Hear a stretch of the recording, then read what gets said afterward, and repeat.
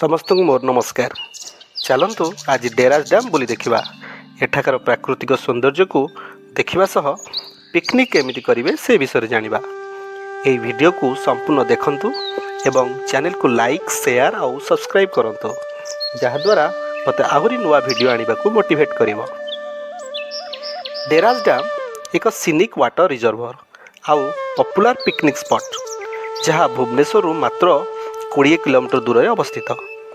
यह Chandaka wild life sanctuary रे अधीन रे आसुछि। एठाकार प्राकृतिक सौंदर्य प्रकृति को पाखरु देखिबा आ सुंदर परिवेश जोगु वीकेंड विजिट पाई एक भल जगह होई परिछि।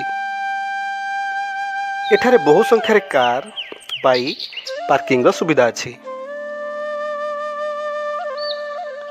एठारे टिकेट काउंटर रे आगरे समस्त इनफॉरमेशन दिया जाइछि।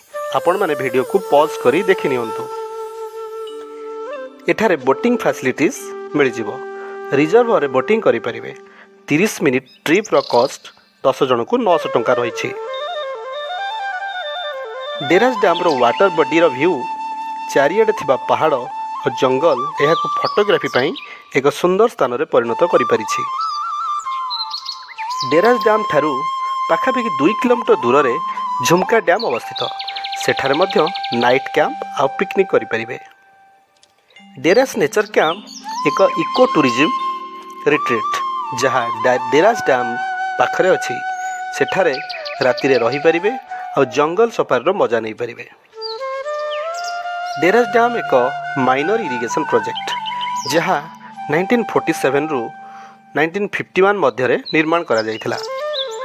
यह मुख्यतः रेन वाटर रिजर्वर जहाँ सही अंचल में जलसेचन पर व्यवहार करा जाय थाए। हाथी मानकर पानी पीवा पाई एक जलर उत्स मध्य। एठारे शीत ऋतु रे पिकनिक पाई बहुत लोक आसी थांती। पिकनिक पाई समस्त सुविधा एटारे उपलब्ध। एही भली एक जगह रे पिकनिक करिवार मजा मध्य नियारा।